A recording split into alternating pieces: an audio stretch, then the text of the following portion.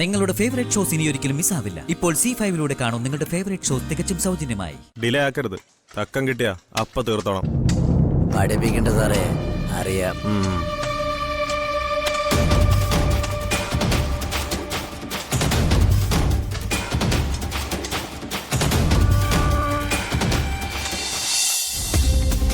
രാത്രിയിൽ നിങ്ങളെ ശല്യപ്പെടുത്തണ്ടെന്ന് കരുതി ഞാൻ ഈ മഞ്ഞും കൊണ്ട് പുറത്തിരുന്നു. അതെന്റെ മര്യാദ.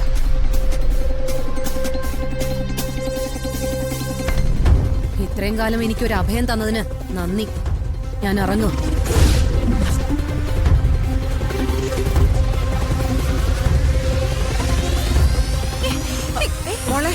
കുഞ്ഞിനെടുക്കാൻ ആരാ നിന്നോട് പറഞ്ഞേ? എന്റെ കുഞ്ഞിനെങ്കിത്താ. കുറഞ്ഞതൊരു 100 പ്രാവശ്യം നിന്നോട് ഞാൻ പറഞ്ഞിട്ടുണ്ട്, ഇത് നിന്റെ കുഞ്ഞല്ല എന്റെ കുഞ്ഞാണെന്ന്. അതിലും ഏറെ പ്രാവശ്യം ഞാൻ നിന്നോട് പറഞ്ഞു കഴിഞ്ഞു, നീ ഉപേക്ഷിച്ചു കളഞ്ഞ ഈ കുഞ്ഞിനെ എടുത്ത് വളർത്തിയത് ഞാനാണെന്ന്.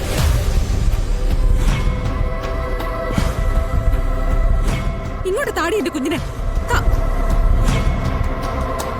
എന്റെ കുഞ്ഞിനെ ഞാൻ തരില്ല.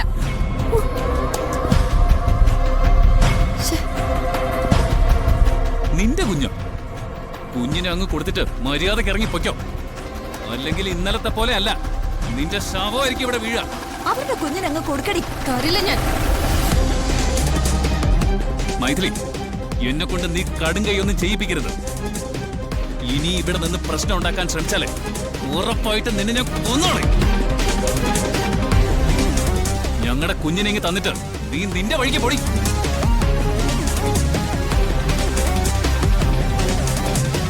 നീ എന്ത് മര്യാദകടാ പെണ്ണെ ഈ വീട്ടിൽ കാട്ടിക്കൂട്ടുന്നത്? ഇതിനൊക്കെ ഒരു പരിധിയില്ലേ? ഞങ്ങളെ കൊണ്ട് കടുങ്കൈ ചെയ്യിപ്പിച്ച് അടങ്ങുന്നത് നിനക്ക് വാശിയാണോ?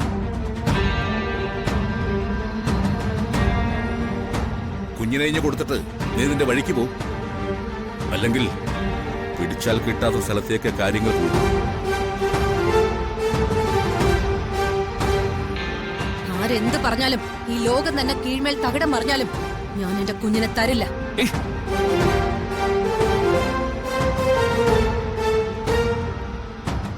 നീതിയും നിയമവും ഹ്യൂമൻ റൈറ്റ്സും എനിക്ക് അനുകൂല. പിന്നെ ഞാൻ എന്തിനു പേടിക്കണം?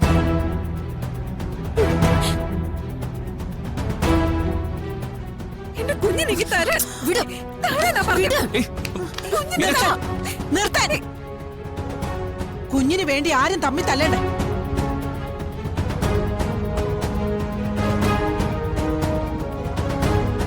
മൈഥിലിയും കുഞ്ഞും ഇവിടെ തന്നെ നിൽക്കും. ഇവളും കുഞ്ഞും എങ്ങോട്ട് പോകുന്നില്ല. അമ്മേ,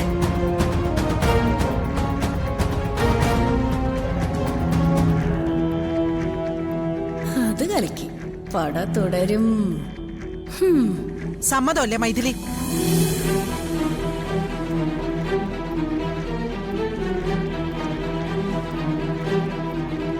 മൗനം സമ്മതമാണെന്ന് ഞാൻ വിശ്വസിക്കുന്നു. മുത്തശ്ശി എനിക്ക് സ്നേഹവും ബഹുമാനവും. മുത്തശ്ശി പറയുന്നത് എന്തും ഞാൻ അംഗീകരിക്കും.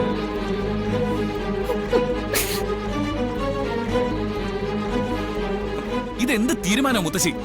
കാർത്തി, എന്നെ കൊണ്ട് കൂടുതലൊന്നും പറയിപ്പിക്കരുത്. ഇതെന്റെ തീരുമാനോ. ഈ തീരുമാനമേ ഇവിടെ നടപ്പിലാവൂ. ആരെതിർപ്പ് പ്രകടിപ്പിച്ചാലും ഈ രാജലക്ഷ്മിക്ക് ഒന്നുമില്ല.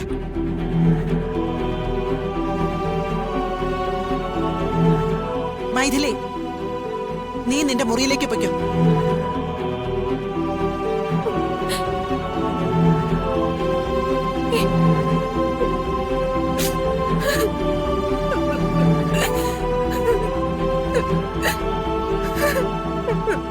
മീനാക്ഷി കുച്ചു കരയാതെ. മുത്തശ്ശി ഇങ്ങനൊരു തീരുമാനമെടുത്തത് മുത്തച്ഛനും ഇഷ്ടപ്പെട്ടിട്ടില്ല. പക്ഷേ മോടെ മുത്തശ്ശിയുടെ തീരുമാനം നെല്ലിക്ക പോലെയാണ്. ആദ്യം കഴിക്കും, പിന്നെ മധുരിക്കും. മുത്തച്ഛന്റെ പൊന്നോട് കരയാതെ.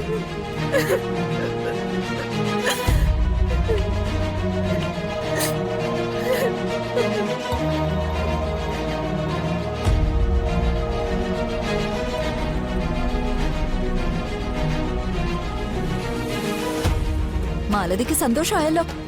അതെന്താ എടുത്തി? അല്ല, പോയ കൂട്ടുകാരി തിരികെ വന്നല്ലോ.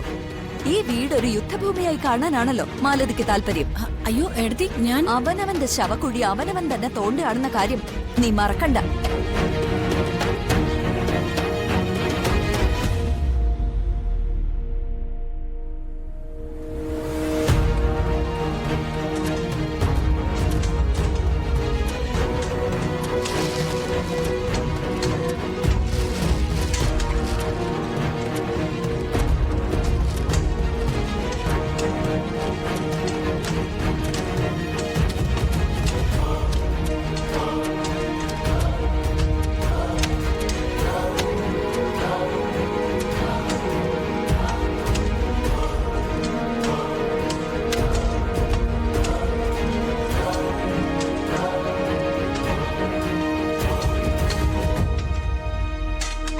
ഡിലേ ആക്കരുത്. തക്കം കിട്ടിയാ അപ്പ തീർത്തോണം. പഠിപ്പിക്കണ്ട സാറേ, അറിയാം.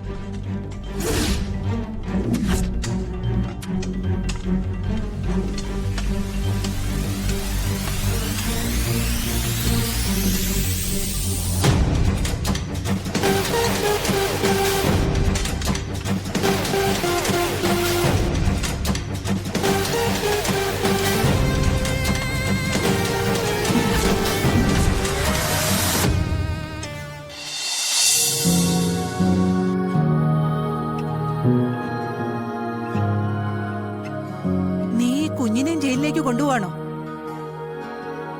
കുഞ്ഞിനെ ജയിലിലേക്കൊന്നും കൊണ്ടുപോകണ്ട മോളെ. കുഞ്ഞിനെ കാണുമ്പോൾ ഒരു പക്ഷേ ജയരാമിന് വിഷമമായാലും. വൈകമോളെ ഞാൻ ആരെ ഏൽപ്പിക്കും മുത്തശ്ശി? കുഞ്ഞിനെ ഞങ്ങൾ നോക്കും. നമ്മള് നോക്കും. അതല്ലല്ലോ അതിന്റെ മര്യാദ. തൽക്കാലം ഒരു അനുനയത്തിൽ കാര്യങ്ങൾ പോണം, ബാക്കി പിറകെ. മൈഥിലി, മൈഥിലി, അവള് വരും. അവള് വരുമ്പോ നീ കുഞ്ഞിനെ അവളെ അങ്ങോട്ട് ഏൽപ്പിക്ക.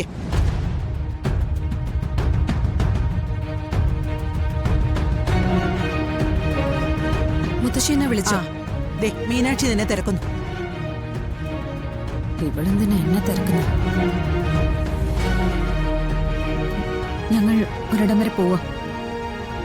ദാ കുഞ്ഞ്.